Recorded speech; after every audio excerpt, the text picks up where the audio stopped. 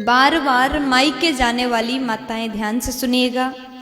जो माताएं बार बार मायके जाती हैं, देखिए हर माताओं को, जितने लोग मुझे सुन रहे हैं यहाँ बैठ करके, सभी के लिए अत्यंत ध्यान देने वाली बात है। आप बार बार मायके जाओगे तो क्या होता है, आपका मायका है, आप सोच रहे होंगे हम क्यों ऐसा बोल रहे हैं। मायके जाना आपका अधिकार है, आप जा सकते हैं, लेकिन मायके में तभी इज्जत होता है जब आप बुलाने के बाद जाते हैं। बिन बुलाए मायके जाने के बाद भी वहाँ इज्जत नहीं होगी। इसलिए हर देवियों को, हर माताओं को इस बात का विशेष ध्यान देना चाहिए। आपके मायके में किसी काम के कारण कुछ शुभ कार्य हो रहा है, आपके पिता ने, आपके भाई ने, आपकी माँ ने आपको बुलाया है, तो बड़े खुशी से जाइए। अपने पति को भी साथ में लेकर के जाइए, आप वहाँ पर जरूर जा सकते हैं। लेकिन जो नारी बिना अनुमति लिए अपने घर वालों को बताए बिन मायके जाती है, तो वो एक गलती है। घर के सभी को पूछ करके मायके जाना चाहिए। पिता का अनुमति हो तो आप मायके जा सकते हैं।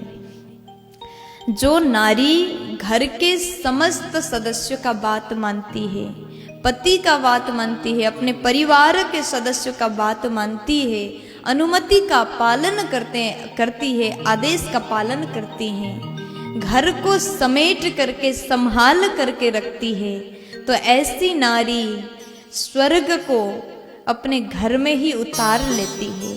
इतना सुंदर महिमा वर्णन किया गया। और कहते हैं पिता के आदेश के बिन, पति के आदेश के बिन मायके भी मत जाइए, कहीं भी मत जाइए। और कहा गया जो नारी घर में सभी को सुंदर व्यवहार करती, सबसे बड़े प्रेम से बातचीत करती है, कभी क्रोध नहीं करती, कभी लड़ाई झगड़े नहीं करती, तो ऐसी नारी अपने घर को स्वर्ग समान बनाती है।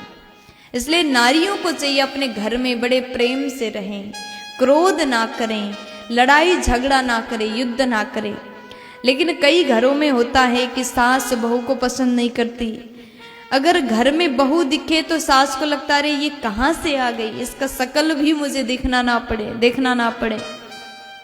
और वही बहू सोचती हैं दूसरों की सास कितनी अच्छी होती है, लेकिन मेरे सास ऐसे क्यों, शकल तक देखना पसंद नहीं है। सास बहू में बहुत ज्यादा झगड़ा होते हो तो ऐसे घर में लक्ष्मी कभी नहीं आ सकती, ऐसे घर में कभी शांति नहीं हो सकती, ऐसे घर में कभी सुख आ ही नहीं सकता। ऐसे घर के लोग सदैव दुखी रहेंगे। इसलिए झगड़े मत करो। अब देखिए झगड़ा करने से क्या होता है, थोड़ा सा गंभीर होकर के चिंतन करिए, लड़ाई झगड़े करके क्या मिलेगा। 2 दिन की जिंदगी, साधु संत जब प्रवचन देते हैं ना, प्रवचन करते हैं तो समझाते हैं 2 दिन की जीवन है, बड़े प्रेम से जियो।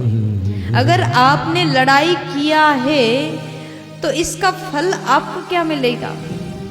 आपने अभी वर्तमान में अपने सास से बहुत ज्यादा लड़ाई की, सास ने बहू से लड़ाई की, तो इसके बाद में उसका फायदा आपको क्या मिलेगा। ये चिंतन करने वाली बात है। कुछ लोग हंस रहे हैं, केवल हंसने के लिए नहीं, ये बात गंभीरता से चिंतन करने की, मनन करने की बात है। 2 दिन की जीवन है, सबसे प्रेम से मिलिए, सबसे प्रेम से बात करिए, ताकि आपके द्वारा कोई दुखी ना हो, आपके परिवार वाले सदैव सुखी रहें, आपके घर में लड़ाई ना हो, आपके घर में झगड़े ना हो।